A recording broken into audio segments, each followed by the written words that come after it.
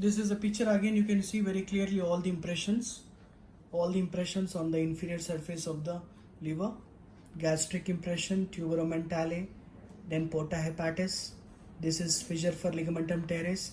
This is quadrate lobe, fossa for gallbladder, and you can see the gallbladder also. This is the body of gallbladder. This is the neck of the gallbladder. Colic impression, duodenal impression, renal impression, suprarenal impression. Okay, these are all the things. This is the right side of right side of the liver, which is forming the base, which is the right lateral surface. This is the left part of the liver. This entire thing, this is the inferior border, which is more demarcated, more prominent. Clear? Now coming to the borders of the liver, as I said, we have the borders like inferior border, which is sharp border and which is well demarcated border. Clear? Next we have one more border, which is called as a posterior inferior border, which separates the inferior surface from the posterior surface. Next we have one more border, which is posterior superior border, which separates the posterior surface from the superior surface, and it is also demarcated. Clear? So three borders: inferior border, number two is posterior inferior border, number three is the posterior superior border. Then the lobes of the liver. See, the liver presents anatomically and physiologically, the lobes are present, but we are concerned only about the anatomical lobes of the liver. So here anatomically we have right and left lobes. Right and left lobes. Now you can see in this picture, this is the anterior surface of the liver. So one is right lobe and this is the left lobe. So anatomically we have right and left lobes, and we have also on the posterior surface we have one lobe. This is the posterior view. This is the caudate lobe. I have told you what is caudate lobe, its boundaries and everything. And on the inferior surface we have one lobe, which is called as a quadrate lobe. So right lobe, left lobe on the anterior surface. Posterior surface we have one lobe, which is called as caudate lobe, and on the inferior surface we have one lobe, which is called as the quadrate lobe. So these are the four lobes which we see in the anatomically in the liver. Clear? Yeah. Now apart from these lobes, sometimes we have one more lobe also, which is called as Riedel's lobe. Riedels, Riedel's lobe.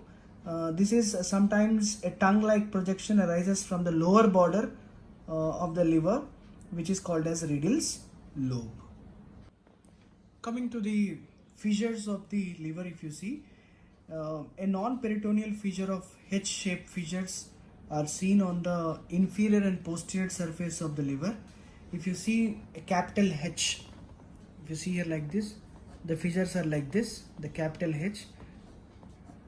The right side limb of H, which will be including the fissure for or the groove for inferior vena cava and for the fossa of gallbladder, whereas the left side limb will be including the fissure for ligamentum venosum above, ligamentum teres, fissure for ligamentum teres below, and transverse is by the porta hepatis. All these areas are non-peritoneal fissures only.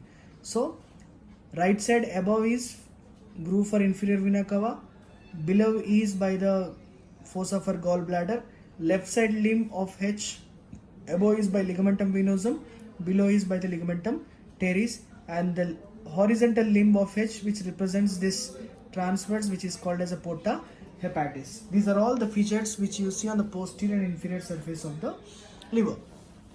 Coming to the non-peritoneal areas of the liver also, the liver presents the non-peritoneal areas like like the falciform ligament, a small bare area you see on the cardiac impression, and not only that, you see the area on the liver which is the groove for inferior vena cava, the fossa for gallbladder, okay, fissure for ligamentum venosum, fissure for ligamentum teres, porta hepatis. All these are the non-peritoneal areas of the liver. But there are, out of these non-peritoneal areas of liver, there are 4 extensive non-peritoneal areas which are known as bare areas of the liver, which are called as the bare areas of the liver. So what are these 4 non-peritoneal bare areas of the liver? The bare areas of the liver on the posterior surface of the right lobe. On the posterior surface of the right lobe, you will see one area which is called as a bare area. So this is one.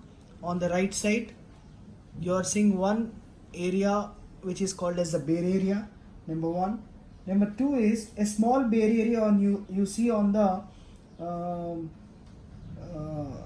upper surface of the liver.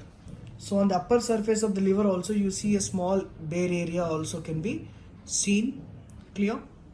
Next thing, you will see the groove for inferior vena cava is also a bare area, okay, and the fossa for gallbladder is also a small bare area you can see. Clear? So all these are the bare areas of the liver.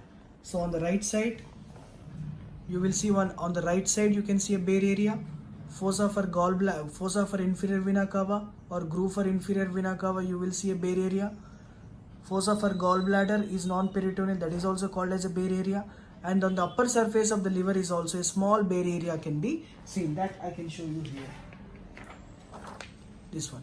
See, the upper surface of the liver, a small surface is also not covered with peritoneum. So that area is also called as the bare area. So these are all the bare areas of the liver. Now next, coming to the peritoneal recess of liver. So there are some peritoneal recess of liver. These are 2 recesses which lies above the liver and 2 recesses which lies below the liver. The right and left suprahepatic recesses which are present above the liver, and they are incompletely separated by the falciform ligament. And next we have the right and left subhepatic recesses which are present below the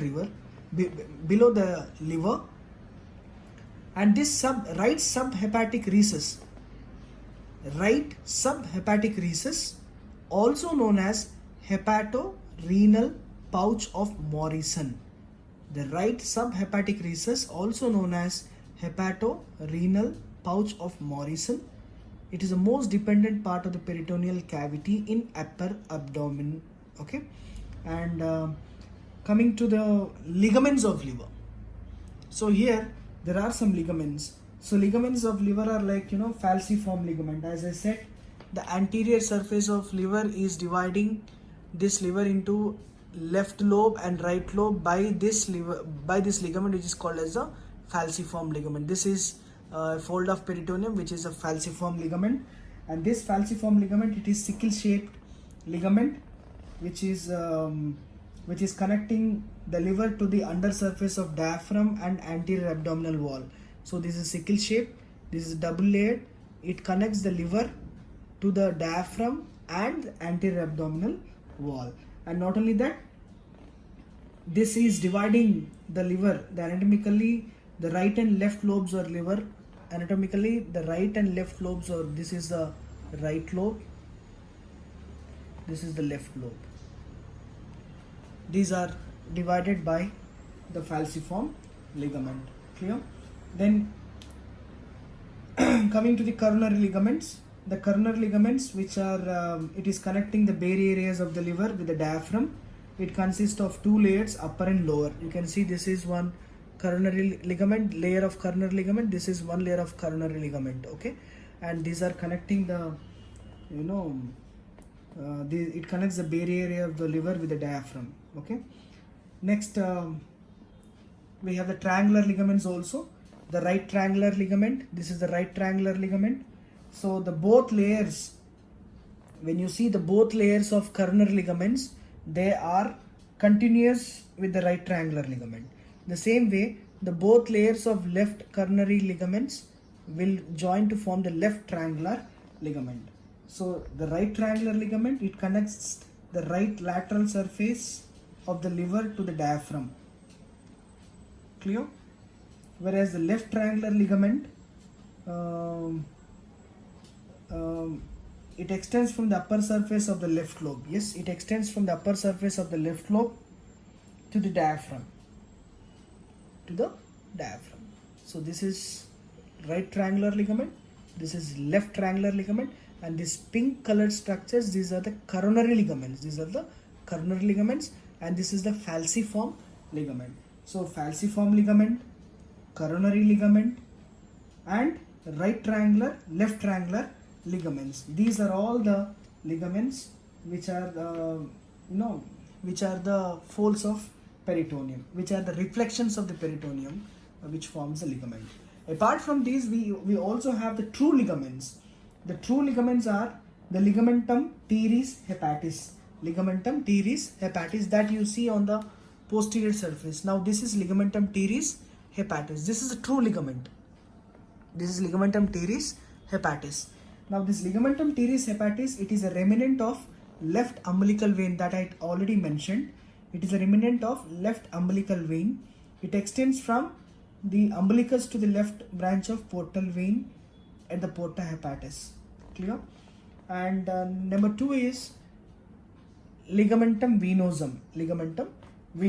This is a remnant of obliterated ductus venosus. Okay. In the fetal life, this connects the left branch of portal vein with left hepatic vein. These are all the true ligaments. Ligamentum teres hepatis and ligamentum venosum. These are the true ligaments, whereas the falciform ligament, the coronary ligament, right triangular ligament, left triangular ligament, all these are the reflections of the peritoneum, and all these are the folds of peritoneum. Clear? Yeah. Coming to the blood supply or the nutrition to the liver get nutrition from two sources. About some 60 to 75% of the liver, the nutrition is derived from the portal vein. Okay, and whereas 25 to 30% of the nutrition which is derived from the hepatic arteries, which are the branches of the celiac trunk. Clear? Now coming to the lymphatic drainage. Now here the liver lymph is rich in protein.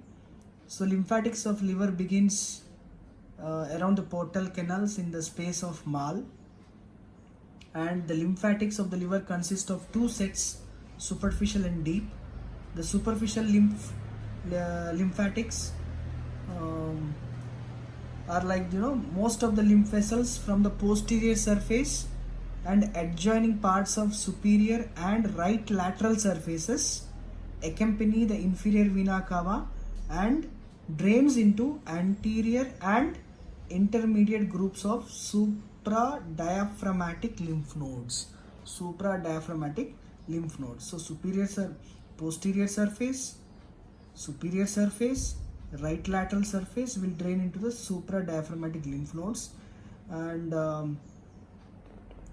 the inferior surface and a part of anterior surface, they will drain into the hepatic lymph nodes, and the lymphatics from the convex surface of the right lobe, they drains into the celiac group of lymph nodes, and the vessels from the posterior surface and from the left lobe, they drain into the paracardiac lymph nodes.